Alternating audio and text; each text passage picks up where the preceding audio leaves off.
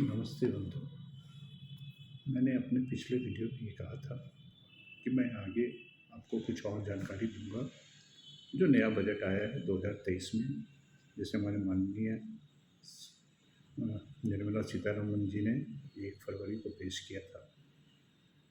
मैं ये बातें उन लोगों के लिए नहीं कह रहा हूँ जो इनकम टैक्स के एक्सपर्ट हैं, जो इसके विशेषज्ञ हैं। वो तो इसका एनालिसिस करेंगे, करते रहते हैं और करेंगे भी। वो अपने हिसाब से इन चीज़ों को समझेंगे। मैं यहाँ कुछ बातें उन लोगों के लिए कह रहा हूँ जो इनकम टैक्स के विशेषज्ञ नहीं हैं, जो सैलरीड पर्सन हैं, या जो इनकम टैक्स का रिटर्न देते हैं या इनकम टैक्स की रिटर्न देने की ख्वाहिश रखते हैं। तो सबसे पहले मैं ये बताना चाहता हूँ कि वित्तीय वर्ष 2023-24 जिसकी शुरुआत 1 अप्रैल 2023 से होगी, उस साल के लिए ये बजट 2023 है। मतलब ये बजट जो आया है, प्रावधान नए बनाए गए हैं, वो लागू होंगे 1 अप्रैल 2023 से, और ये इसका समापन होगा 31 मार्च 2024 को। तो ये बजट है इस वित्तीय वर्ष के लिए, जो 1 अप्रैल 2023 से लागू होगा और 31/3/2024 तक चलेगा। मैं इसमें जो मुख्य बिंदु हैं वो आपको बताना चाहता हूँ। सबसे बड़ा है कि जो न्यू स्कीम है, आपको ज्ञात होगा कि इनकम टैक्स में अब 2 तरह की स्कीम है। एक ओल्ड स्कीम के तहत कर का प्रावधान किया गया है, टैक्स कर की गणना की जाती है, टैक्स का कैलकुलेशन होता है। दूसरा है न्यू रिजम।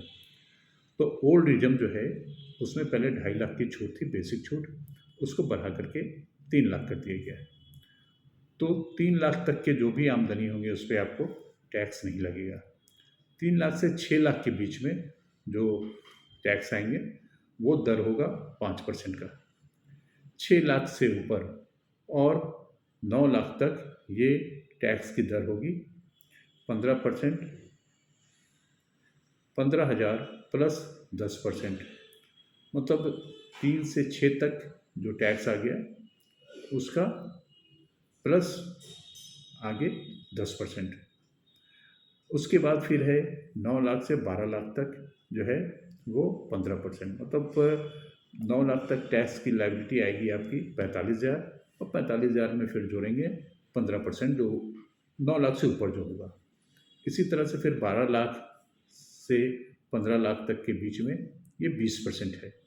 मतलब जो पहले का जो स्लैब है उसके हिसाब से गणना होगा, उसके बाद उस पर 20%।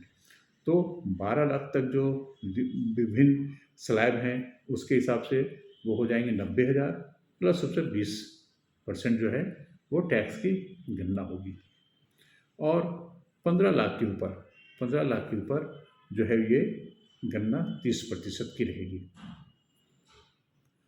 तो इस तरह से पुराने स्लैब को ये बांटा गया है, 2.5 लाख से बढ़ा करके 3 लाख, और जो मैंने अभी कहा उसके हिसाब से वो परसेंटेज वाइज टैक्स की गणना होगी। न्यू रिजम जो पहले से था उसमें ये कहा गया है कि 7 लाख तक आपको कोई भी टैक्स नहीं देना होगा। एक जो नया जो सरकार ने सैलरीड पर्सन को तोहफा दिया है, वो दिया है कि नए रिजम में पहले स्टैंडर्ड डिडक्शन नहीं था, ओल्ड स्कीम वाले में था, न्यू स्कीम वाले में नहीं था, न्यू रिजम वाले में नहीं था। ये 50,000 का स्टैंडर्ड डिडक्शन जो है न्यू स्कीम में भी दिया गया है। तो ये बहुत बड़ा राहत है वैसे करदाताओं के लिए जो नौकरी पेशा वाले हैं। तो ये एक विशेष राहत है नौकरी पेशा वालों के लिए। अब हम बात करें उनकी जो व्यवसाय करते हैं।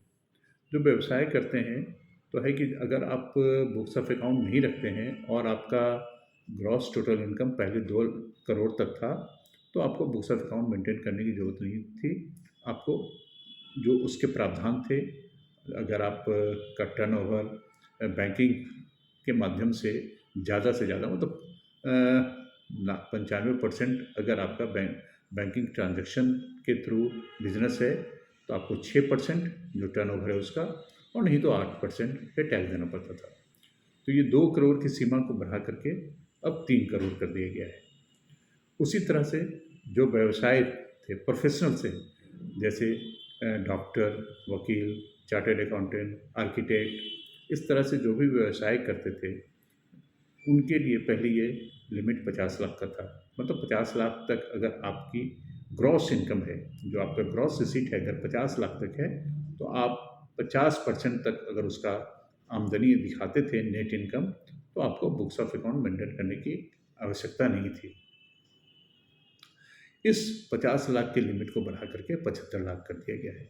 मतलब 75 लाख आपका अगर ग्रॉस रिसीट है, सकल आय है, और उसका अगर आप 50% या उससे अधिक आप जो है नेट इनकम दिखाते हैं, तो आपको बुक्स ऑफ अकाउंट मेंटेन करने की आवश्यकता नहीं पड़ेगी।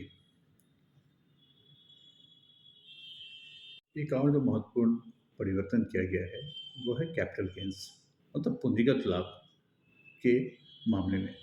पहले पूंजीगत लाभ जो 54 या 54F, मतलब अगर आप किसी संपत्ति को बेच करके रेसिडेंशियल प्रॉपर्टी खरीदते थे या कोई रेसिडेंशियल प्रॉपर्टी बेच करके रेसिडेंशियल प्रॉपर्टी खरीदते थे, तो आपके खरीद मतलब उसमें छूट की का कोई सीमा निर्धारित नहीं था।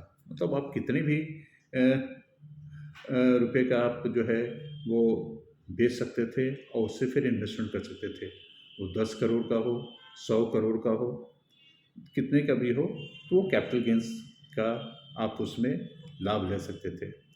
अब जो है वो कर दिया गया है कि वित्तीय वर्ष 2023-24 से वो मैक्सिमम लिमिट जो है कैपिटल गेंस के लिए 54, 50F के रिबेट के लिए, एग्जम्पशन के लिए, उसकी सीमा निर्धारित कर दी गई है। और अब ये 10 करोड़ का लिमिट फिक्स किया गया है। 10 करोड़ से अगर आप पर का आपको आमदनी है या है, तो उस पर आपको छूट नहीं मिलेगा। 10 करोड़ के ऊपर जो होगा उस अमाउंट पर, बढ़े हुए अमाउंट पर आपको कैपिटल गेंस देना पड़ेगा। तो ये मुख्य बातें थी इस बजट की जो आयकर से संबंधित थी, वो मैं आपके सामने लाना चाह रहा था ताकि आप इसका लाभ ले सकें। आप बताएं कमेंट करके कि आपको इसका कितना फ़ायदा मिल रहा है मेरी बातों का। अगर आपके मन में कोई शंका है, कोई चीज़ को आप और क्लैरिफाई करना चाहते हैं, स्पष्टीकरण करना चाहते हैं, तो आप कमेंट में लिखें। मैं आपके सवाल का जवाब अवश्य दूंगा, ये मेरा आपसे वादा है। तो अगर आपने अभी तक मेरे चैनल को सब्सक्राइब नहीं किया है तो सब्सक्राइब करें, लाइक करें, और इस तरह के वीडियो आपको मिलता रहे, इसके लिए वो घंटी को आप दबा दें, बेल आइकन को, ताकि आपको मेरा आगे भी वीडियो आपको प्राप्त होता रहे, आपको जानकारी मिलती रहे कि मैंने कोई वीडियो इस पर डाला है। ठीक है, धन्यवाद।